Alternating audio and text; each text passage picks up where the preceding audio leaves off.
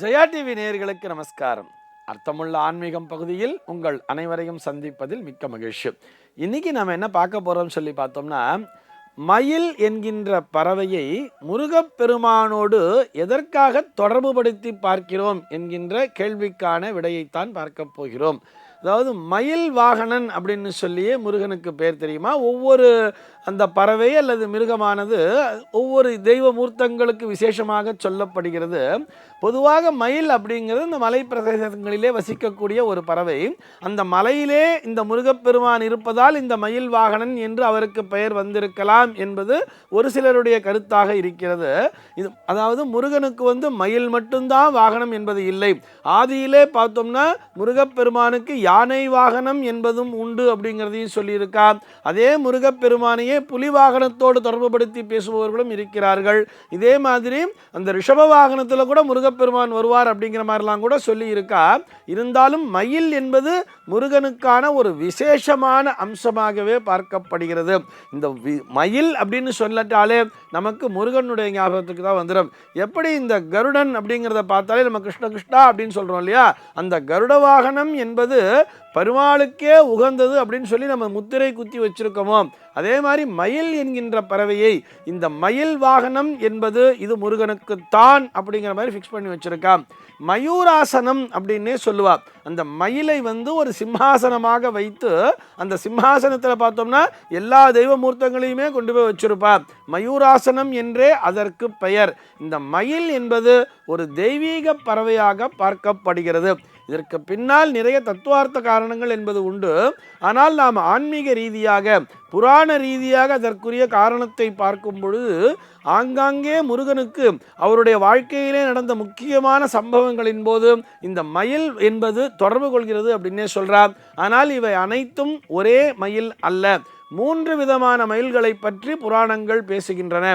என்ன என்ன மயில்கள் அப்படின்னு சொல்லி பார்த்தோம்னா, முதல்ல மந்திர மயில் அப்படின்னு சொல்றார். முதலாவதாக ஒரு மந்திர மயில், இரண்டாவதாக பார்க்கும்பொழுது தேவமயில், மூன்றாவதாக அசுரமயில் அப்படின்னு சொல்லி ஒரு 3 மயில்களை பற்றி புராணங்கள் பேசுகின்றன. இந்த மந்திர மயில் என்பது எப்பொழுது வந்தது தெரியுமா? அதாவது முருகப்பெருமானானவர் நம்ம தான் இந்த திருவிளையாடல் சினிமா பற்றிலாம் பேசியிருக்கோமே. அந்த திருவிளையாடல் சினிமாவில் இந்த நாரதர் முதல்ல ஒரு ஞான பழத்தை கொண்டு வந்து தரார். அந்த பழம் எனக்கு வேண்டும் அப்படின்னு சொல்லும் பொழுது அப்போ சிவபெருமான் என்ன கண்டிஷன் போடுறார்? இந்த உலகத்தை யார் முதலில் சுற்றி வருகிறார்களோ அவர்களுக்குத்தான் இந்த ஞான பழம் எனும் பொழுது முருகப்பெருமான் மந்திர உச்சாடனத்தின் மூலமாக தான் ஒரு மந்திரத்தை உச்சரித்து அந்த இடத்திலே ஒரு மயிலை வரவழைத்தாராம். அந்த மயிலில் மீது ஏறிக்கொண்டுதான் இந்த உலகத்தையே சுற்றி வந்தார் முருகப்பெருமான் அப்படின்னு சொல்வார். அந்த மயிலானது மந்திர மயில் என்ற பெயரிலே அழைக்கப்படுகிறது. இரண்டாவதாக பார்த்தோம்னா, இந்த சூரபத்மனை சம்ஹரிப்பதற்காக அவர் படையெடுத்து செல்கிறார் அல்லவா? சுப்பிரமணிய சுவாமி வீரபாகுத்தேவர் மற்றும் படைகளோடு செல்லும் பொழுது அந்த சூரனை அழிக்க செல்லும் பொழுது அவருக்கு வாகனமாக இந்திரனே மயில் வாகனம் எடுத்து நின்றானாம். இந்திரன் இருக்கார் இல்லையா, தேவர்களுடைய தலைவராகிய அந்த தேவேந்திரன் மயில் போல் உருவெடுத்து அமர்ந்தானாம். அவன் மீது ஏறிக்கொண்டுதான் சுப்பிரமணிய சுவாமி அந்த சம்ஹாரத்திற்காக புறப்பட்டு சென்றார் அப்படிங்கிற மாதிரி சொல்லுவார். ஆக தேவர்களுடைய தலைவனாகிய இந்திரனே அங்க மயில் வாகனமாக அமர்ந்ததால் அந்த மயிலை தேவமயில் என்ற பெயரிலே அழைப்பார்கள். அதற்கு அடுத்தபடியாக அந்த சூர சம்ஹாரம் என்பது நிகழ்கிறது அல்லவா? அந்த சூரனை வதைக்கும் பொழுது அந்த சூரனானவன் ஒரு மாமரமாக அப்படியே எழுந்து நிற்கிறான். முருகப்பெருமானுடைய வேல் போய் அந்த மாமரத்தை இரண்டாக பிளக்கிறது. அப்ப என்ன பண்றான்னு பார்த்தோம் சுப்பிரமணிய சுவாமி, அந்த இரண்டாக பிளக்கப்பட்ட அந்த மாமரத்தை புரட்டி போட்டு விடுகிறாராம். ஒன்று இப்படி இருக்குன்னா இன்னொன்று இப்படி தலைகீழ புரட்டி போட்டுறார். இப்படி தலைகீழ புரட்டி போடுறாங்க இல்லையா, அதிலே ஒரு பாகமானது மயிலாகவும் மற்றொரு பாகமானது ஒரு கோழியாகவும் மாறி அந்த கோழி அல்லது சேவலாக மாறி அது அவருடைய கொடியில சேர்ந்துருச்சுன்னு சொல்றா.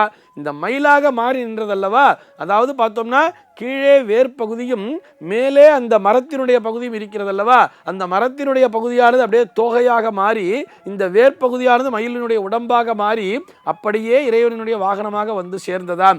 இறைவனுடைய பாதங்களிலேயே சேர்ந்து விட்டதாம். அந்த மயிலைத்தான் இன்றளவும் நமக்கு வாகனமாகவே வச்சிருக்கா. ஒரு சுப்பிரமணிய சுவாமி கோயிலுக்கு போறோம்னா வாசலிலேயே ஒரு மயில் வாகனத்தை வைத்திருப்பார்கள் அல்லவா, அது எதுன்னு சொல்லி பார்த்தோம்னா அது சூரன் தான். இதைத்தான் அசுர மயில் என்ற பெயரிலும் அழைக்கிறார்கள். ஆக முருகனிடமிருந்து மயிலை எந்த காலத்திலேயுமே பிரித்து பார்க்க முடியாது. சர்வே ஜனாக சுகினோ பவந்து.